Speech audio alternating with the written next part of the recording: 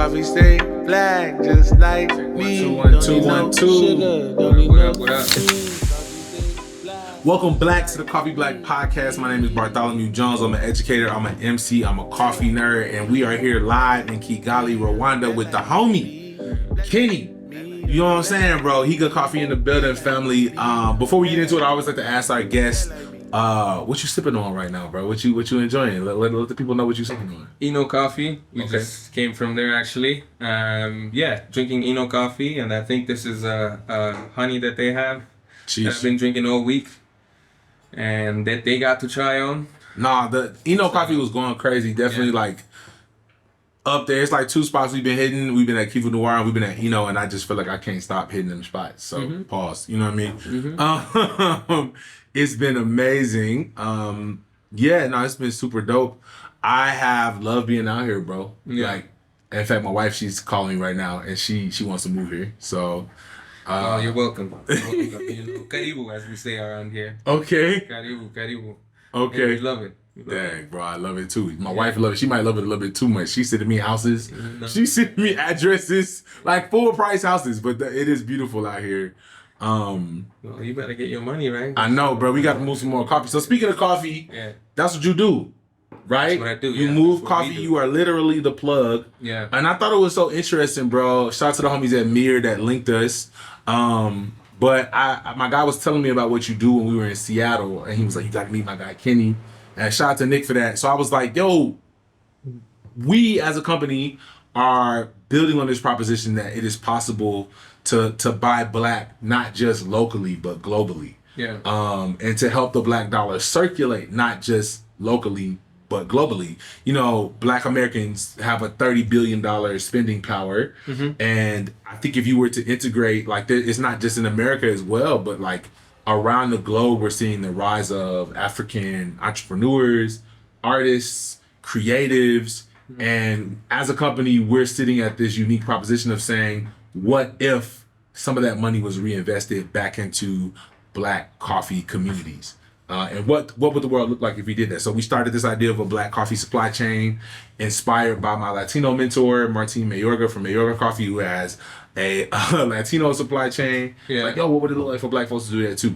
And people who do what you do are very essential. And it's honestly the hardest part in doing what we do, because black importers are so rare and hard to find. You know, we work with Equatorial, we work with Phyllis Johnson, so shout out to my peoples. But it's very difficult to find it, and a lot of times it can force you into a position of having to be creative as a company, especially with the sourcing, because our industry is built, specialty coffee specifically, is built so much on trends, and oftentimes those trends are from very affluent farms, and those farms partner with very affluent importers and exporters, which means a lot of times that you're not working with black people, which is, I mean, it's cool if you're doing that, but for us, we are trying to be intentional about making this black dollar circulate globally. So tell me, like, what is it like in the process you're in of like being in the position of being a black importer, and while you're doing it, just tell your story, how you got into it, what are some of the challenges you faced in doing it? Absolutely. First off, great connecting, finally. Yeah, bro. I'm a believer in, like, being frank. I should say, like, frankly, like, when I first saw your work and like looked into it, I was like, yo, I wish I had half the courage this man has to like be out there like talking about, you know, like spreading his message, you know, because the first 2 years of this business, I didn't put myself anywhere. Can you elaborate why that is? Yeah, like obviously there's not a lot of us doing what like there's not a lot of us in specialty coffee. Like, it's just like it's a predominantly white world, you know. You were a few things that I want to touch on, like you were talking about, for example, that it's about trends, and these trends are set by affluent farms, and then they work with affluent importers to do all that. Yeah. So for me, my whole thing is, I keep saying, like, Higa exists to celebrate African ingenuity. We're just talking about that. And that starts with us spreading our message about the things that we're working on, you know, like the the honey that we just had, you know? Crazy. Even the fully washed is snapping, bro. Like it's fully washed, the anaerobic. So Lim Butler, who Yeah. tried this, and he tried the anaerobic 2016, I believe, US Barista Champ, top 4 in the world. Yeah. At the World Barista Championship, he tasted these coffees. Yeah. And the anaerobic as well, and he was like, "You can compete with these. Like these are competition level coffees." And we're just at a small cafe that's innovative and willing to be creative in Rwanda, bro. So like, to me, that says imagine what is happening here in the motherland that's just not getting the shine or the spotlight that some of these other, cafes or farms or roasteries are getting. Yeah. You know? So to kind of close the loop, like the vision is to just do something that celebrates here, Yeah. I live at Origin. Like, I don't think we're... And not just any origin. Yeah. This is Africa is the origin. The origin, yeah. Of all coffee on the planet. Where it's from. Yeah. The source. Yeah, basically. the roots, you know what I'm saying? Roots, yeah. So like, it's important to me that we also highlight a lot of the good work that's going on out here. I don't think, not that I'm like dreaming small, but I don't think we'll ever be the biggest importer. And that's not really the goal. The goal is to just highlight the good work that's happening here.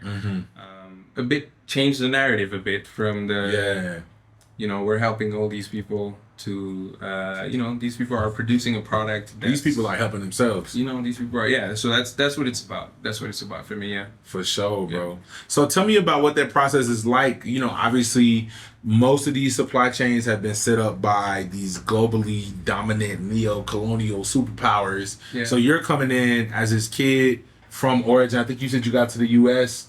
through a student exchange program. Yeah. Which is crazy because we're here right now for phase 1 of the barista exchange program. Yeah. The Black Barista Exchange program, which has been amazing. And you're at a point where you're saying like, yo, you're there, you're looking at what resources you have, and you're like, yo, I want to take my opportunity, my privilege, if you will, to have made it here to the US, and use that to help my people. Yeah. Right, to put my people on. You're not a farmer. Yeah, no, which is an important thing to say. Like, everybody who's black and in coffee and from Africa is not a farmer. And I think that happens sometimes. People just see African person coffee and they're like, oh, so you're a farmer. It's like, nah, I'm actually not. You know what I mean? I'm not even an exporter. Yeah, I'm not even an exporter. I'm an importer. So explain to us what that means and explain maybe some of the challenges that you've experienced in doing that. Yeah, I think the best way to go about that is just to bring it back to me, why this whole thing started and how it started and all that. So bring it back to graduate college. As soon as I graduate, I'm like, I find a job in the US, marketing, advertising. I'm like, yeah, I'm gonna do this. They're like, yeah, we're gonna sponsor your visa. That doesn't work out. So I moved back to Rwanda. I'm like, the goal has always been to move back to Rwanda. Like, I was staying in the US to hopefully get some like knowledge that I couldn't get here, or bring something different that I couldn't bring here that's in the US. So that dream got cut short. So I was like, okay, let me just move back now and start now. First place I landed was in the bank. Okay. Processing loans. Yeah. Let's put it like I was not. It was then. Pretty quickly, within a month or two, I knew like this is not what I want to do. I want to do something that's a bit more creative. Yeah. And something that like uses my unique experience. Like I lived in Minnesota for 8 years. So it's Minnesota or Minnesota, like I like to call it, because of all the snow. But so I started looking around, and did some grant writing for a little bit. And then went to some farms. Like we started looking at what does Rwanda offer to the world. Yeah. The number one thing was coffee and tea. But I started looking there, and then in coffee I figured, okay, there's a lot of people. There's more than 200 producers in Rwanda. And the majority of coffee that gets exported still gets exported through the major exporting companies. Which are not Rwandan. Which are usually not Rwandan. Yeah. So I was like, what if I could... and then I learned about this new thing, because I took a little internship where I was just I went in a cupping lab of one of these large importers. These large exporters. Those that shall be named. And where there, I just realized, okay, what if I could connect? So some of their clients that were coming, were these people that kept saying specialty coffee. I was like, what if I could connect some of the smaller producers to these buyers in the US, somewhere where I have lived. You know, people there can hear my accent. And yeah, so I thought like this could be a good way to bring value to the people back home. For sure. So yeah, started that. Literally went to Minnesota with some samples. I had a gig where I was supposed to bring American high schoolers here. Okay. And they paid a ticket flight to the US. Yeah. And so took some samples with me. Just literally went to 16 coffee shops. Like, hey, like I would just love your feedback on this coffee. And good folks at now Bootstrap. At the time it was called Bootstrap. Now it's called Backstory. And then Dogwood. Those two folks, like those two were like, honestly, we really love the coffee. If you can get it here. Yeah. Well, so I was like, I say less. So essentially, this man was the plug. Like he was the legal plug. Yeah. Moving work. So shout out to your first customers. You know what I mean? I appreciate it. Yeah. You guys are the real ones. So yeah. So that's kind of how it started, and some challenges, obviously. You know, like this business is about relationship building. You know, it's not exactly easy to build a relationship if you're not in America. Which, trust me, I think about it a lot. I'm like, why are you doing this? You're not in America. But so that can be a challenge. The other challenge is financing, like getting good financing for where I'm able to pay the producers I work with a good price. So those are the two major ones. But I also think we're also presented with a unique opportunity to be at Origin, highlighting the work that's happening at Origin. Yeah. And that's where I want to focus my energies. Yeah, no, I thought about, there was something you said when you were like, you know, you were at this bank, you're realizing this is not really what you want to do. And then you transition into working in these labs. You're like, okay, cool. There's a unique part of my story that I have. And I think that there's a moment for a lot of us, just as human beings, bro, but especially as people in the African diaspora as well, where you're faced with the choice to be curious about yourself and your roots and the unique notes that we all bring as the fruit of those roots, or to chase the money, or to chase kind of the straightforward path, the established market that's already been kind of built out there. And individually, you can get paid individually by participating in the systems of this world that exist currently. But what we see, unfortunately, is that they very often, my individual benefit does not lead to the collective benefit of where I come from and the people that we come from. And that's a hard decision to make, because I know in my own experience, like, you know, I graduated from this undergraduate school, a liberal arts school, Wheaton College. I graduate, everybody's expecting, like I was valedictorian of my high school, people are expecting me to go make a lot of money, and my choice was I want to go be an elementary school teacher, right? And because I wanted to give back, and I thought about these black men in my life, outside of my father, shout out to my mom and my pops, they've done an amazing job in my life. There were black men who contributed significantly to these turning points in my life, and I was like, somebody has to choose to keep being those people. And that led me to coffee, through a long story that you can hear at some other point in different podcasts. But like those moments to me, when it came to coffee, I was like, oh, this is an opportunity for me to keep doing what I was doing, but to also control the funds, because I was in the nonprofit world for a long time. And it just got to a point where it's like, to be frank, like old white dudes were controlling the destinies of my communities. And I was tired of having to break promises I made to my community because somebody else who wasn't in my community decided it wasn't worth investing in anymore. And that happened right before the pandemic. And I was like, I had to look kids in the face and say, we got to close down this thing we're doing, this project we're doing in the community. And they asked me, what did we do wrong? They're like, what did we? And I'm like, I broke my heart, bro, because I was like, you didn't do anything wrong. The individuals who said they would fund this project and then just decided they wouldn't, right? Those are the people who forced me to have to break my word to you. And it's not your fault. And so I was like, I, as a man, can't stomach my ability to help my people being on somebody else's back. If I fail, and I fail because I just didn't do a good job, I'm okay with that. Because I can learn from that.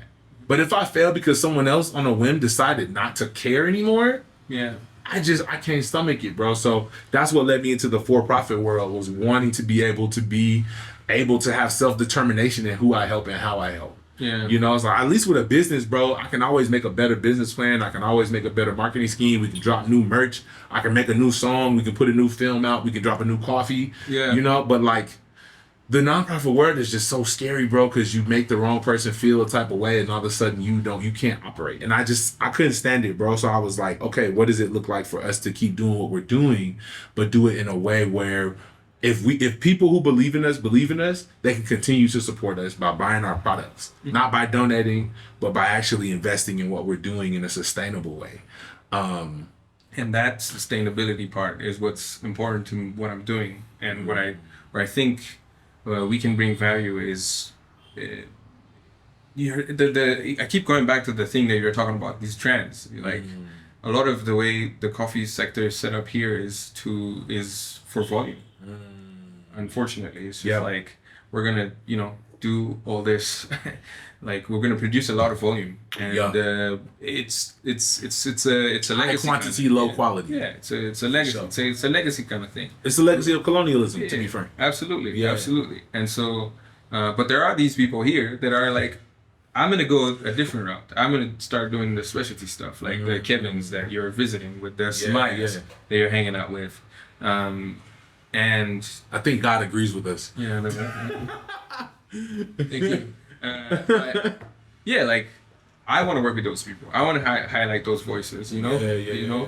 But and also you gotta get me some of that merch. Hey, let this be on the record. I need some of that merch. Say less. We left some at Kifu Noir, so you know what I'm saying. You can tap in, and we'll get you a pack out for sure. But I was like, man, like that's different. Putting a different image out, and a big part of the work we've done. Yeah. The conversation about people from Africa it kind of has a trend. And when we did the first documentary, people asked me like, "You went to Ethiopia, the poverty," and I was like, "I ain't seen no poor people. I just saw wealthy people who haven't been properly compensated yet." Like, that's what I saw. I saw people who have a wealth in the land, a wealth in the history, a wealth in their heritage, a wealth in their knowledge, but that wealth has not yet been acknowledged and compensated correctly. Yeah. And our work, I feel like, is to help be a part of righting that wrong. You brought up something really interesting where you're like, bro, there's a conversation happening right now in the industry around supporting smallholder farmers, which I think is important. But you brought a different perspective, bro. And I feel like that was something that people need to take away. Would you mind elaborating more on that? Yeah, I'll try to say it in the best way I can think of it. But like, I'm not sure a lot of people want to be smallholder farmers from around here, at least. Like, like your cousin you mentioned. Yeah, like I think they had a little farm with like a couple hundred trees. I don't remember the number of trees, but like, I'm not sure it would have been an exciting sight for him and her to like grow up and then expand from 200 trees to 600, like 200 to 600 trees. It wouldn't have been an exciting prospect, Yeah. And that goes back into what you're saying, like highlighting the good work that's already happening here. There are people who should be doing this and should be doing like specialty coffees, should be doing like are in a position to, like you've tasted Will's coffee. Yeah, shout out to Big Willie. Like you know what I mean. Will is doing. That's one of the things that Lim was like, this is competition grade coffee. Exactly. And it blew our mind. And shout out to the roasting of that coffee and the brewing of that coffee. Shout out to Anj and Raisa. If anybody sees that or is coming to Rwanda, Anj and Raisa at Ino Coffee, get their coffee. These are like, Lim is saying these are competition level roasts, and not just competition level green and processing, but also roasting and also brewing at origin in Africa, at the birthplace of coffee. And I think that to me is... I would love to tell that story. Yeah. I think I can't compete with... There's enough white people out here with NGOs and... For sure. Nonprofits. Yeah, for sure. We're going to help the smallholder farmer. Yeah. Which... The sustainability of it all, I don't understand. But also... Yeah, I would love to talk about the Enos. I would love to talk about the work Smire's doing. That's where I see myself bringing value. Yeah. So really, I feel like what you're saying is you want to change the face of African coffee. And that, like, a lot of times when we think about natural resources, when we think about Africa, we think about suffering, which is important to acknowledge that there is real suffering happening. Yeah. And people need to acknowledge that that's not okay. Yeah. But you're saying that's not the only story. There's also flourishing that's happening here. There's generational wealth that's being built here. And you want to be a part, specifically with what's happening at Higa, with promoting and helping that to continue to be sustainable. Yeah, absolutely. That's beautiful, bro. Before I forget, I don't know how we're doing on time, but before I forget, I want to jump into some questions that I had for. Oh, for sure, you. bro. Like, I want to jump into some questions I have for you. So the first one is, I saw this line literally on your GoFundMe for this event, and the line was collaboration with a streetwear vet, and I was like, yeah, I dig that. I wanna figure out how to, because there's a lot of overlap between what we're talking about and what we're trying to do, but like, expand on that, like, for sure. So like, my background is I'm an MC. I said that in the intro. Yeah. I'm a rapper. We just passed 1 million streams. So like, shout out to the music. Go stream Bartholomew Jones. Yeah. Coffee Black movement worldwide. We bubbling, baby. But the thing for me is like, bro, when I think about collaboration, and hip hop is not about, or in streetwear, even like things that are derived from, I would say that streetwear is kind of like an evolution from hip hop. Hip hop culture, one of the 5 elements. Like, think about it almost as a blend of like being an MC, but also being a dancer, but also being like into tagging and like designing with graffiti. Yeah. Like what you wore kind of was an element of way you express yourself. And so in hip hop, when I do a collab, or the concept of a cipher is pedagogically deeply embedded in the work we do, based on Paulo Freire and what he did with co-generative dialogues. It's kind of like Chris Emden is a person who's kind of taking that concept and applied it from just adult education with campesinos in Latin America to also what he calls the neo-indigenous, or black and brown people who are in spaces in America right now, or in the first world, if you say that, but still experiencing a degree of oppression through gentrification, through redlining, Jim Crow, these kind of practices, to me, which are an extension of what you see in colonialism. So like, people in those spaces have innovated these ways of thinking and being, which I think hold on to these natural Africanisms that we see expressed fully out here in the culture. When we tap into the motherland, it's like the stuff they couldn't beat out of us, we still held on to. Yeah. You know what I mean? And so it's like those things, those values in collaboration is almost like this idea of Ubuntu, right? Or like this idea of like having a collected identity, a shared destiny. When you do a collab in hip hop, it's not about who owns the collab. It's about how you can push the conversation further together, right? And so when it comes to hip hop, like when I hop on a track with somebody, it's not necessarily at its realest points. It's not in a cipher specifically. It's not about who's better than who. It's about how we can, on this collective piece, move the whole culture forward. Yeah. It's about how the two of us can create something brand new while still maintaining our own collective identities. Yeah. Right. It's not me giving up and saying we're making a group. Nah, it's I respect you, you respect me. Let's make something even more respectable together. Yeah. And then that's just going to exist to be a piece of like, man, this is another step forward in this culture we're creating, this conversation we're having. Yeah. So with streetwear culture, it's the same thing. You'll see brands collab together because they feel like uniquely we have dope spaces, but together there's a synergy we can achieve that can't be there. And so like, that's the mentality I think about, which is why on this trip, on the Black Barista Exchange program, it's not just my employees. Right? It's people who I respect in this industry as black people that I think are dope to me. And if we was all rappers, I just want to hop on a track with you just for the culture. That's what Drake and J. Cole just did. Yeah. Like they got their respected things popping, but they tapped in not only once, but twice on the Scary Hours drop. So this is really just saying, man, this is a beautiful moment for the culture. Yeah. And I think if we took that mentality in coffee and not just saw each other as competition, right? But as specifically as black folks in coffee, like, that quote that I put up on the back of the shirt, like, yo, we getting less than 1% of this thing, and this thing came from us. Bruh, it came from the soil that we come from. Yeah. So what would it look like for us just put on one time, just to put something dope together and show the world what's possible when we come together and not just attack each other? And I think that's one of the things that I've learned from people in Rwanda so well is like the power of what it looks like when we come together, right? We see the harm that can happen when we hurt each other, and then we saw that at the genocide memorial. Yeah. You know what I mean? But like, what's even doper and what had me in tears there was seeing the healing that can happen when we reconcile and when we see each other as brothers and sisters, right? Regardless of our ethnic identities, regardless of what specific line that was drawn in the sand by some colonial power, like we all are indigenous to this space, and like we have a power when we come together that can bless the world. literally coffee has blessed the whole world, and Yeah. it came from this soil. And so, like, imagine what is left to be discovered if we came together with that mindset. So I'm inspired from that, from hip hop. I'm inspired from that, from streetwear, and I want to take that same energy and bring it into the coffee space too. It'd be like, what could happen? Like, we was just in Ethiopia a week ago. Yeah. You know what I mean? Why come here too? Right? Because I think there's something beautiful that God has given each one of us as seeds of this land. And there are notes that when handled correctly, we say if you brew better, you do better. So if you when you hold the things right, when you really dial into the specifications, there are unique notes we can bring to the world that's gonna bless the world and make the world's palate richer because of it. Or we can just hate on each other and highlight all our differences and beef, you know, and like, you know, get a really, really poor blend. But I'm like, yo, let's highlight the single origins we all have and use those as a way to celebrate and be energized together. So that's kind of the vibe behind the streetwear piece. Yeah, no, I love that. And then I mean, first off, you strike me as somebody that's super creative. Yeah, for sure. Shout out to Memphis though, you know what I'm saying? Nah. Memphis. Shout out to my mom and daddy and them. My granny and them. Yeah, no, like, so give me some ideas. Like, you're talking about how you've infused like the streetwear bent into coffee. Yeah.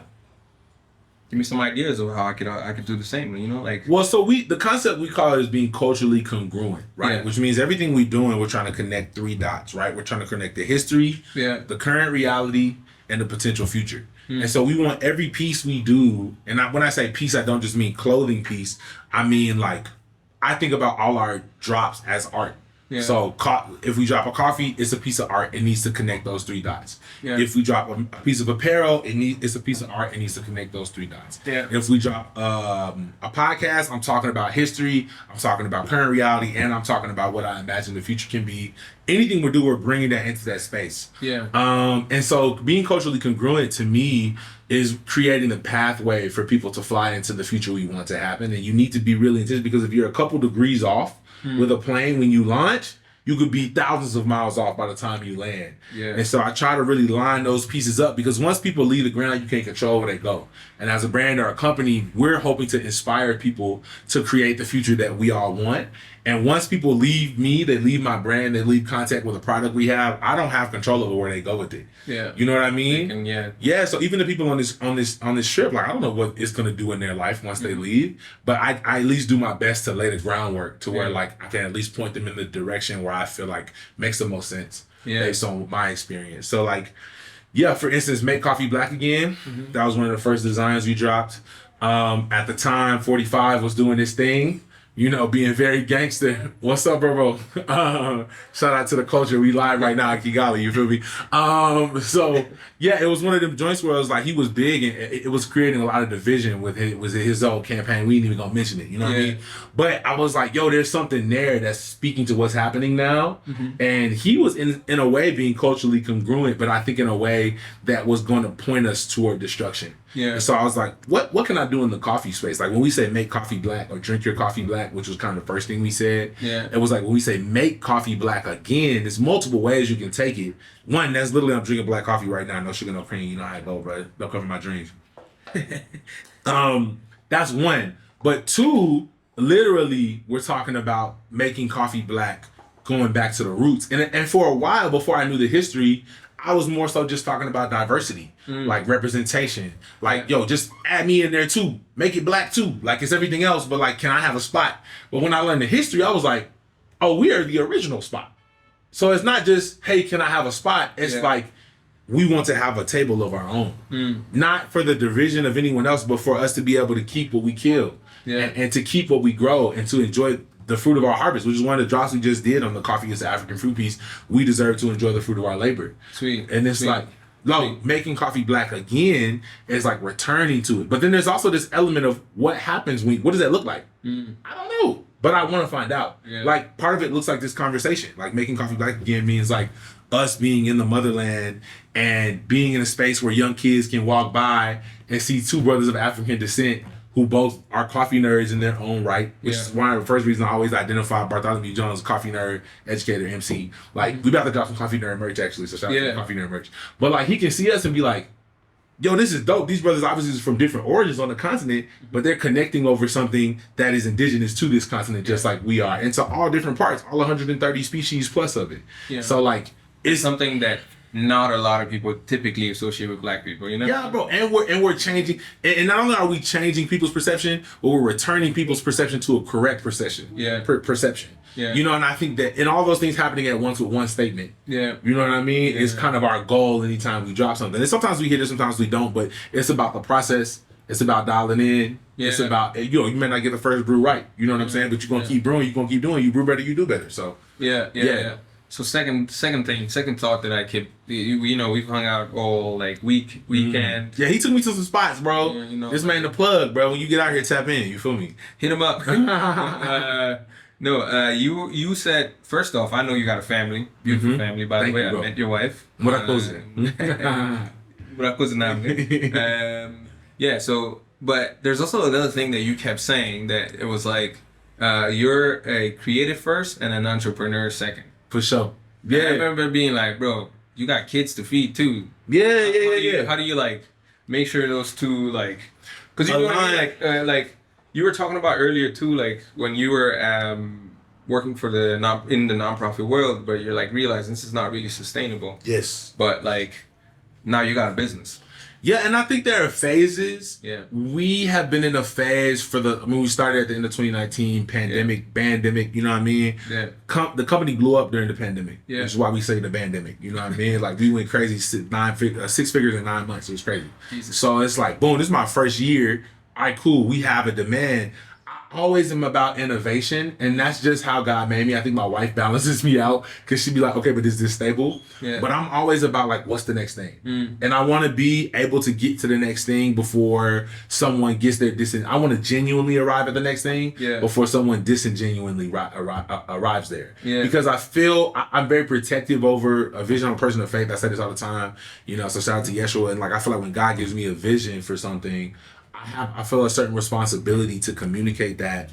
I guess the word would be correctly or genuinely, authentically. Even I have a fear about people knowing the right thing for the wrong reason, and people, you know, I say this all the time. Like I actually won't say this on the podcast with you, so you don't get branded like that.